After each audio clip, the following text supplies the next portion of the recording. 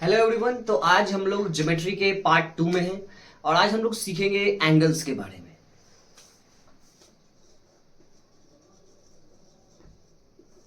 Angles.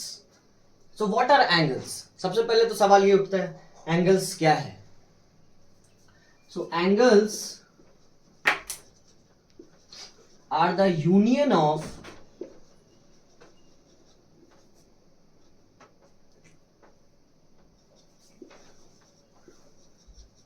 two lines, so two non-collinear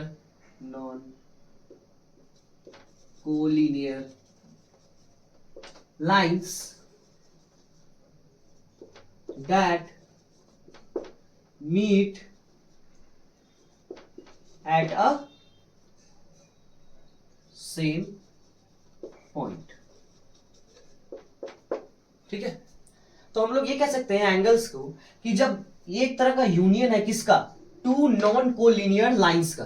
तो to non collinear lines बना लेते हैं, एक लाइन इस तरीके से और एक लाइन इस तरीके से। अब इन दोनों के यूनियन से ये दोनों के दोनों ही इस पर्टिकुलर पॉइंट पे मीट कर रहे हैं। ठीक है, तो अब इन दोनों पॉइंट, मान लीजिए ये लाइन है, ये O है, ये P है, ये Q है। ठीक है, तो इस पॉइंट O पे ये दोनों मीट कर रहे हैं। इनके वजह से यहां पर जो ये एंगल फॉर्म हो रहा है, ये इन दोनों के बीच में जो डिस्टेंस है उससे हम लोग एंगल कहते हैं। क्या कहते हैं? एंगल।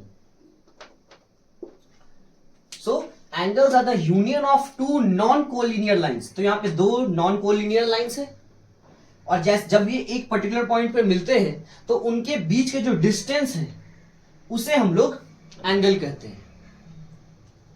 ठीक है, अब हम लोग टाइप्स ऑफ एंगल्स के बारे में पढ़ते हैं, आखिर कितने तरीके के टाइप एंगल्स होते हैं। तो सबसे पहला टाइप है हमारा acute angle.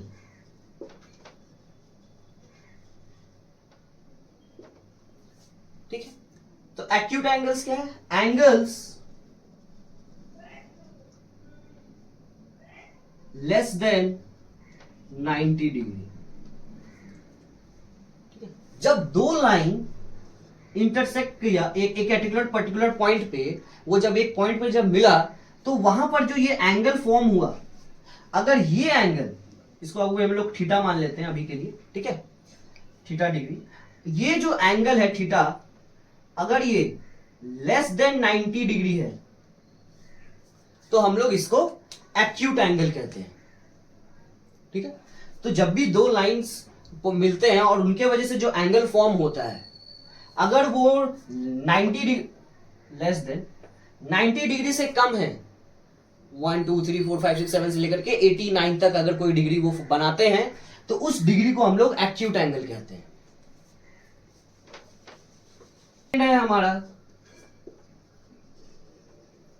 Right angle. Right angle means जब 90 डिग्री का फॉर्मेशन हो रहा हो, मींस यहां पे परपेंडिकुलर लाइन बनेगा। एक लाइन है ए बी, इसके ऊपर जब एक परपेंडिकुलर लाइन फॉर्म होगा, दैट इज पी एंड यहां क्यू, तो यहां पे जो एंगल फॉर्म हो रहा है वो है 90 डिग्री। जब लाइन ए बी के ऊपर एक परपेंडिकुलर बनाते हैं पी क्यू, तो यहां पे एंगल्स जो फॉर्म हो रहे हैं पी क्यू बी या फिर पी क्यू ए बोले तो दोनों ही 90 डिग्री है। तो इस केस में इस एंगल को हम लोग राइट एंगल बोलते हैं। फिर हमारा तीसरा केस है, उसको बोलते हैं ऑब्ट्यूज।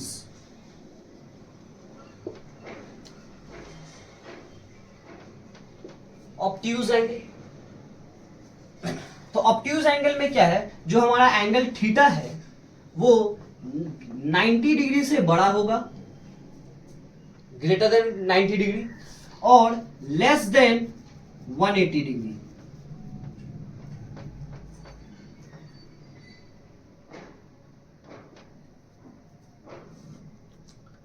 तो जो हमारा थीटा होगा, मींस जो एंगल का फॉर्मेशन होगा वो 90 डिग्री से ज्यादा होना चाहिए और 180 डिग्री से कम होना चाहिए।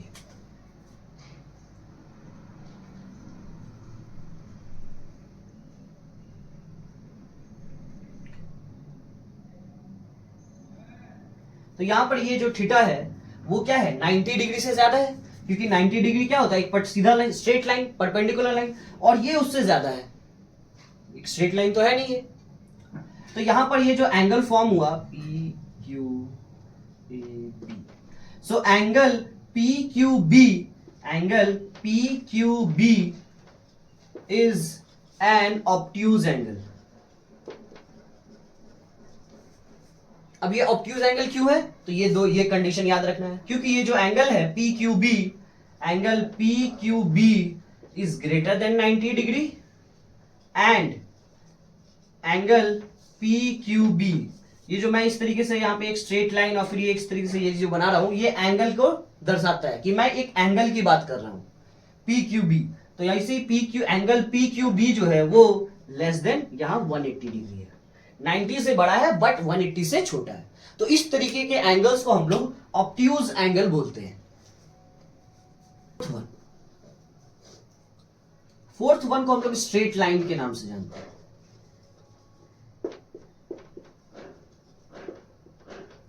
ठीक है, तो straight line, straight angle, sorry, ठीक है, स्ट्रेट एंगल का फॉर्म होगा एक स्ट्रेट लाइन पे। अब इस स्ट्रेट लाइन पे किसी भी पॉइंट पे अगर आप एंगल बनाएं, इस पॉइंट पे अगर मैं इस तरीके से एंगल बनाऊं, तो ये जो एंगल होगा वो 180 डिग्री होगा। ठीक है, तो अब ये जो एंगल फॉर्म हुआ है इसे हम लोग स्ट्रेट एंगल कहते हैं। नाम से ही पता चल रहा है, straight angle means straight line पे बनेगा। यहां पे हमारा जो एंगल होगा, एंगल जो थीटा हम लोग मेंशन किए स्टार्टिंग में, इज इक्वल टू 180 डिग्री होगा। ठीक है, तो हमारा फिफ्थ टाइप है रिफ्लेक्स एंगल।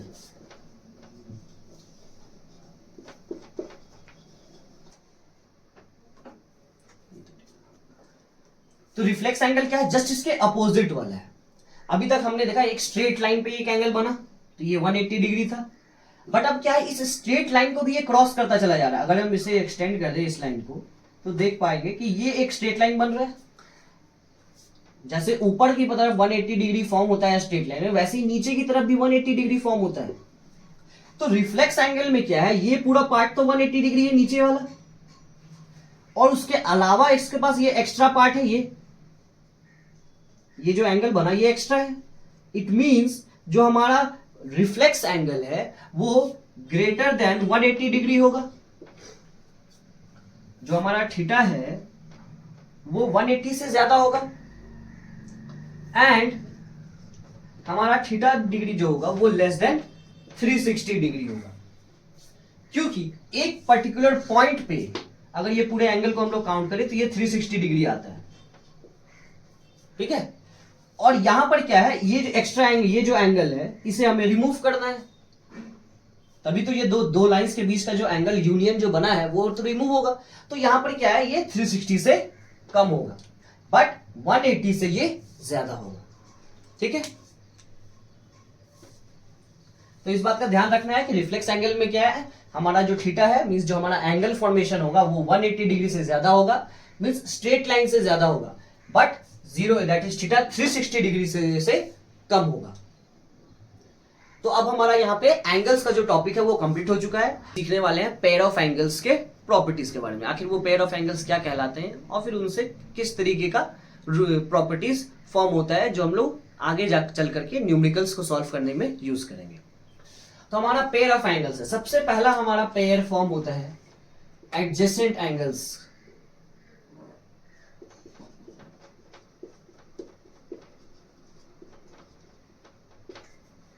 तो इससे पहले डायग्राम से समझते हैं ये क्या है। अब क्योंकि पेयर ऑफ एंगल्स मैंने लिख दिया है टॉपिक, तो यहां पे हम लोग जितना भी पेयर मींस दो, तो दो एंगल्स हर जगह बनेगा,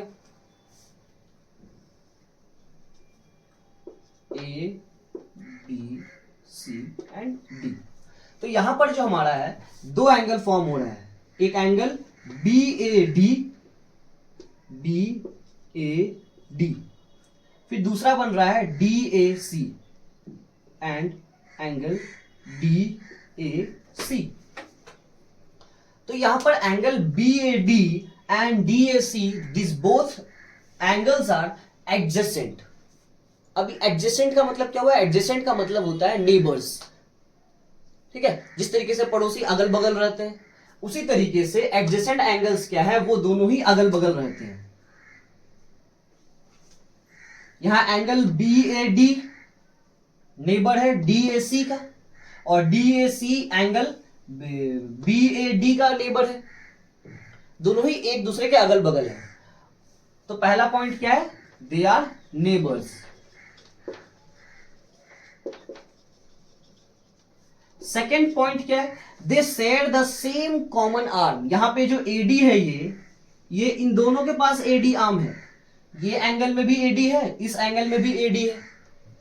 तो they have a common arm. किसी भी एंगल में दो, ये इसे आर्म कहते हैं। ये जो लाइन है ना, ये ऊपर और नीचे, इसे आर्म कहते हैं। तो यहां पर जो एडजेसेंट एंगल में एक कॉमन आर्म होता है दोनों एंगल्स के बीच। तो यहां पे ये कॉमन एंगल के बीच में ये कॉमन आर्म कौन सा है? ये दोनों एंगल्स के बीच में AD। तो आई होप आपको एडजेसेंट एंगल्स क्लियर हो गया, जिसमें ये दो कंडीशन होना चाहिए। पहला, they are neighbours, means angle BAD और DAC दोनों नेबर्स होने चाहिए एंगल्स में। दूसरा, they should have a common arm, दोनों के बीच में एक कॉमन आर्म होना चाहिए। अगर इस तरीके के एंगल्स आपको दिखे तो दे आर एडजेसेंट एंगल्स। तो we can say that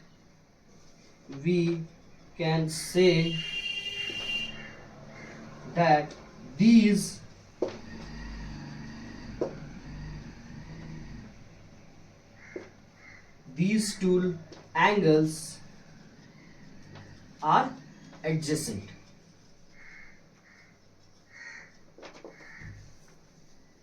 okay, अब हम लोग इसके आगे पढ़ते हैं। Next, complementary angles. तो आज अब हम लोग पढ़ेंगे कॉम्प्लीमेंट्री एंगल्स।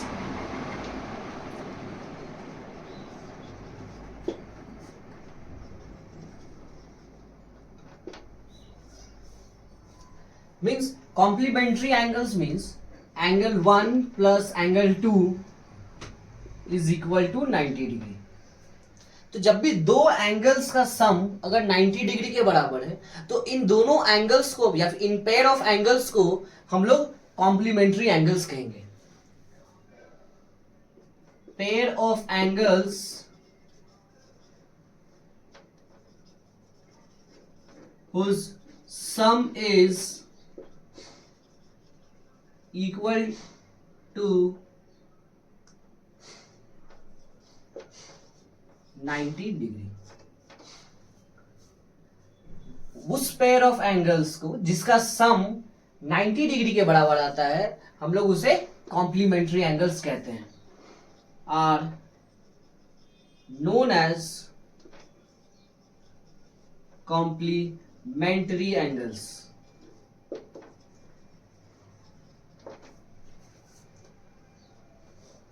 थर्ड है हमारा supplementary angles.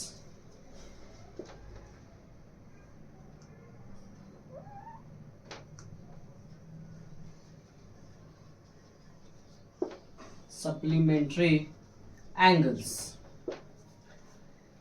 they are the pair of angles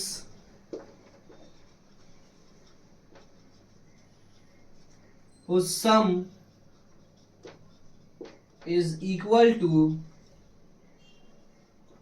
180 degree,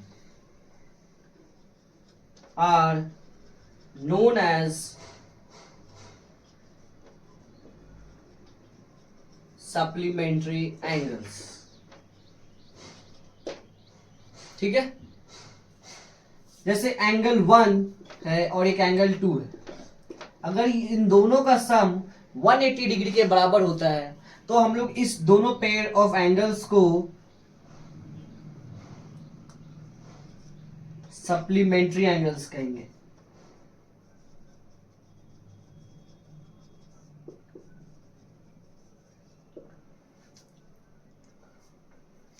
180 के बराबर होना चाहिए दोनों का सम। ठीक है। Number 4 is vertically opposite angle, vertically opposite angles. ठीक है।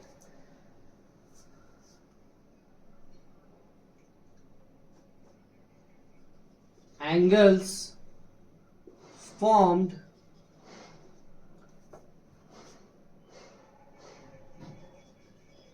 after the intersection of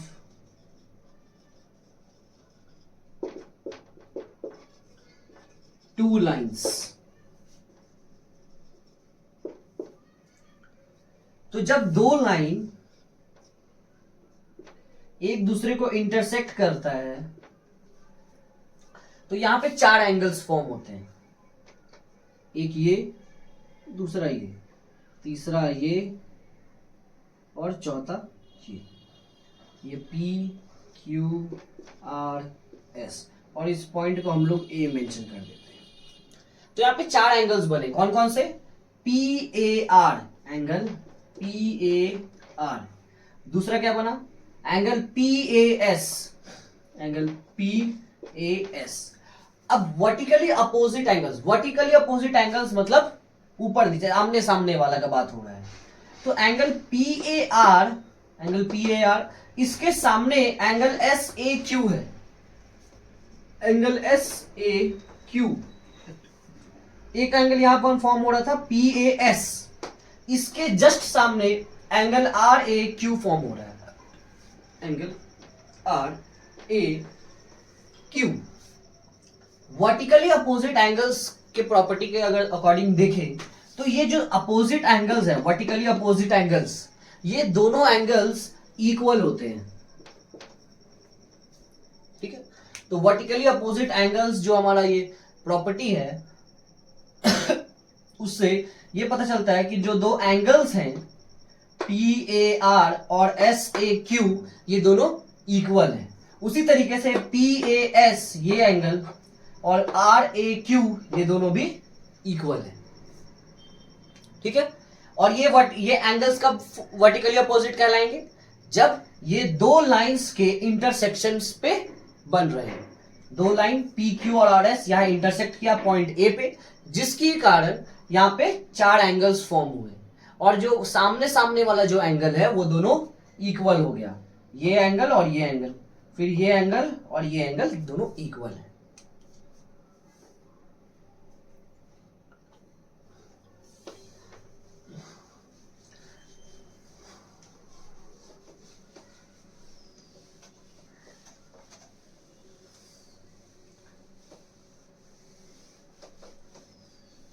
अब नेक्स्ट जो हम लोग पढ़ने वाले हैं वो है पैरेलल लाइंस के ऊपर। पैरेलल लाइंस हम लोगों ने पढ़ा था फर्स्ट पार्ट में, जब हमने लाइंस वाला कंसेप्ट सीखा। तो जब पैरेलल लाइंस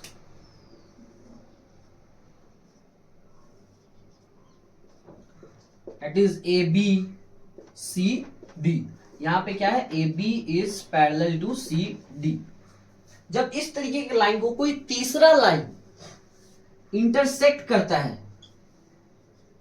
PQ, अभी हमने देखा जब एक लाइन दूसरे लाइन को इंटरसेक्ट करता है तो 4 एंगल बनाता है, बट जब एक लाइन दो लाइंस को इंटरसेक्ट करता है तो 8 एंगल बनाएगा, 3 को करेगा तो फिर 12। तो उसी तरीके से यहां पे ये एंगल फॉर्म होते हैं 1 2 3 4 5 6 7 8, ये 8 एंगल्स फॉर्म होते हैं। अब इन आठों के आठों एंगल्स में कुछ पेयर्स ऐसे हैं जो इक्वल होते हैं, कुछ पेयर्स का सम है जो 180 डिग्री आता है हमेशा फिक्स्ड। अब इन सारे एंगल्स के बारे में हम लोग पढ़ने वाले हैं। तो इस कैटेगरी के अंदर पहला हमारा आता है कॉरेस्पॉन्डिंग एंगल, कॉरेस्पॉन्डिंग एंगल्स।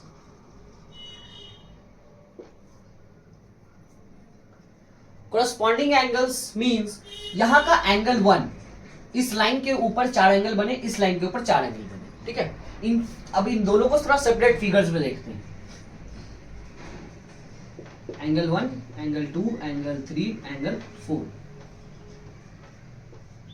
यहां बना एंगल 5, एंगल 6, एंगल 7 और एंगल 8। कॉरेस्पॉन्डेंस का मतलब है अब कि उन दोनों का पोजीशन सेम होगा, मींस यहां पे टॉप राइट वाला जो एंगल है इसको हम लोग ए बोल देते हैं, इसको बोल देते हैं बी। तो ये बी ए पार्ट में जो टॉप राइट में है, टॉप राइट में कौन है, एंगल 1, उसी वो बी के टॉप राइट का बराबर हो जाएगा, क्योंकि 1 जो है वो 5 के कॉरेस्पॉन्डेंस में सेम पोजीशन में। यहां पे इसका पोजीशन क्या है, टॉप राइट, ऊपर वाला एंगल है राइट साइड में, यहां पे भी ऊपर वाला एंगल है राइट साइड में, और यहां पे ये दोनों लाइन क्या है, पैरेलल्स है। ये कंडीशन याद रखना है, जब ये पैरेलल होंगे तभी कॉरेस्पॉन्डिंग एंगल्स लगेगा। तो यहां पे जो एंगल 1 है वो एंगल 5 के बराबर है बाय द रूल। उसी तरीके से जो एंगल 4 है एंगल 8 के बराबर है, क्योंकि इसका पोजीशन क्या है, टॉप लेफ्ट, और यहां पे भी एंगल 8 का पोजीशन क्या है, टॉप लेफ्ट। उसी तरीके से एंगल 3 एंगल 7 के बराबर है, बॉटम का लेफ्ट, यहां पे भी बी पार्ट में बॉटम का लेफ्ट पार्ट। उसी तरीके से बॉटम का राइट एंगल 2 है ए वाले में, बी के केस में बॉटम का राइट एंगल 6 है, तो एंगल 2 एंगल 6 के बराबर हो जाता है। तो इन सारे पेयर्स को हम लोग कॉरेस्पॉन्डिंग एंगल्स कहते हैं। ये नंबर 1 था, ये नंबर 2, ये नंबर 3 और ये नंबर 4। तो आई होप आपको कॉरेस्पॉन्डिंग एंगल्स क्लियर हो गया हो आखिर किसे कहते हैं और इन दोनों में क्या सिमिलैरिटी है, कि ये दोनों ही वैल्यू जो है सेम होगा। अगर एंगल 1 50 डिग्री है तो एंगल 5 भी 50 डिग्री होगा। इन प्रॉपर्टीज का यूज करते हुए हम लोग आगे न्यूमेरिकल्स को सॉल्व करेंगे।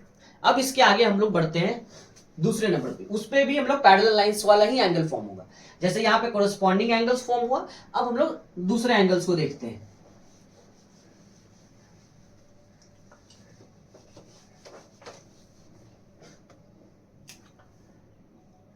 तो हमारा अब बी है ऑल्टरनेट एंगल्स, ऑल्टरनेट एंगल्स, ठीक है। तो ऑल्टरनेट एंगल्स का मतलब होता है डायगोनल एंगल, डायगोनल, तिरछा तिरछी। जैसे ये एंगल 4 और एंगल 6 ये डायगोनल है, एंगल 3 और एंगल 5 ये भी डायगोनल है, एंगल 2 और एंगल 8 ये भी डायगोनल है, एंगल 1 और एंगल 7 ये भी डायगोनल है, ऑल्टरनेट एंगल्स, तिरछा। तो इसमें दो तरीके के एंगल्स होते हैं। पहला है इंटीरियर ऑल्टरनेट एंगल्स, मतलब हम लोगों को सिर्फ और सिर्फ अंदर वाले एंगल्स को लेना है। इन जो ये 8 एंगल्स हैं, इसमें ये जो 4 एंगल है 1 4 7 6 ये आउटर है, बाहर की तरफ है, बट ये 3 2 और 8 5 ये अंदर की तरफ है, इंटीरियर। तो इन चारों एंगल्स को लेकर के बनाना है। तो इन 4 एंगल्स में एंगल 3 और 5 ये ऑल्टरनेट है और 8 और 2 ऑल्टरनेट्स में आ रहे हैं। तो यहां पर angle 3 is equal to angle 5 है, ठीक है। Angle 8 is equal to angle 2, angle 8 is equal to angle 2, got it.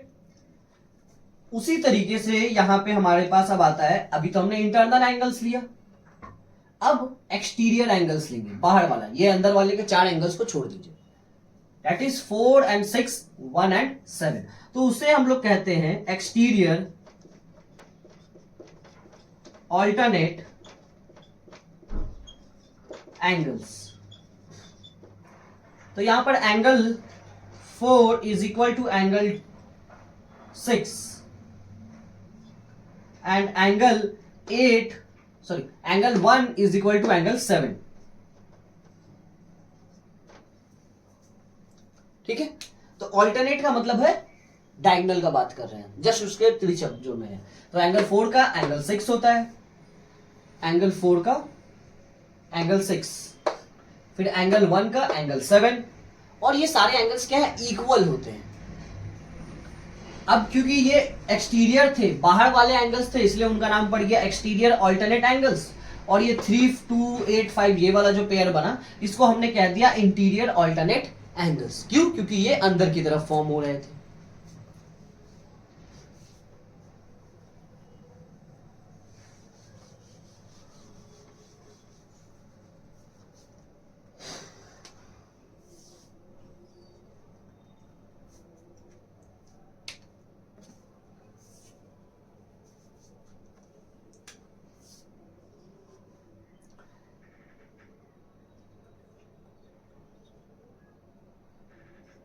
अब यहां पे हमारा एक और एंगल्स यहां फॉर्म होता है, उसको हम लोग बोलते हैं को इंटीरियर एंगल्स। को इंटीरियर एंगल्स।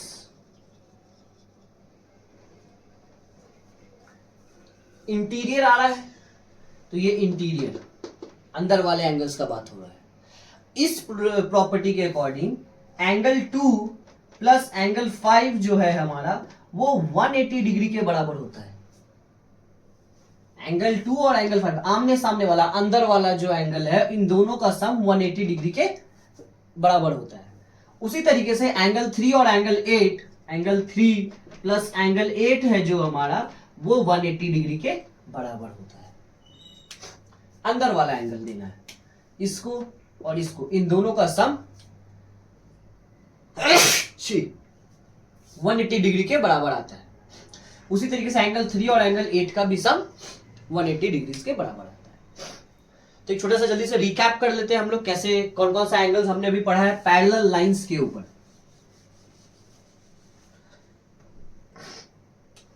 सबसे पहले हमने पढ़ा correspondence angle, right. Corresponding angles में कौन कौन सा एंगल्स इक्वल होते हैं? 1 5, angle 1 is equal to angle 5, top right. फिर angle 2 is equal to angle 6, top का बॉटम का राइट। फिर हमने पढ़ा angle 4 is equal to angle 8, top का लेफ्ट, पोजीशन सेम है। फिर हमने पढ़ा angle 3 is equal to angle 7, angle 3 is equal to angle 7 means bottom का लेफ्ट, ये एंगल हमने पढ़ा। फिर सेकेंडली हम लोगों ने पढ़ा ऑल्टरनेट एंगल्स।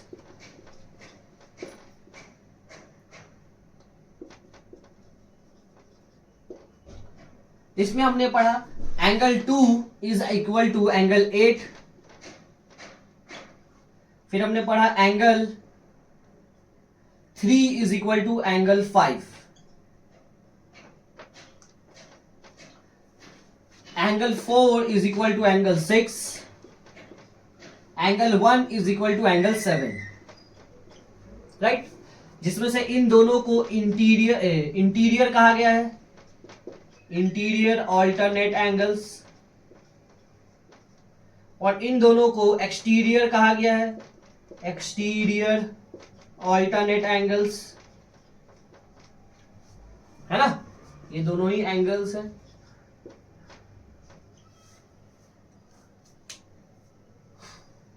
ये दोनों, फिर ये दोनों और ये दोनों इक्वल होते हैं ऑल्टरनेट एंगल्स के अकॉर्डिंग। जो इंटीरियर है, जो अंदर की तरफ है, उनको हम लोग इंटीरियर ऑल्टरनेट एंगल्स कहते हैं। जो बाहर की तरफ है एंगल्स, उन्हें एक्सटीरियर ऑल्टरनेट एंगल्स कहते हैं।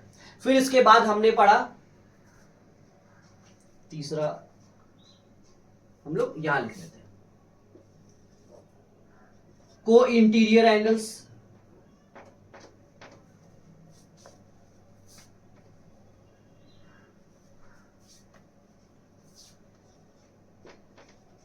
को इंटीरियर एंगल्स, इसे हम लोग एक और नाम से जानते हैं, उसे कहते हैं कंसेक्यूटिव एंगल्स। कंसेक्यूटिव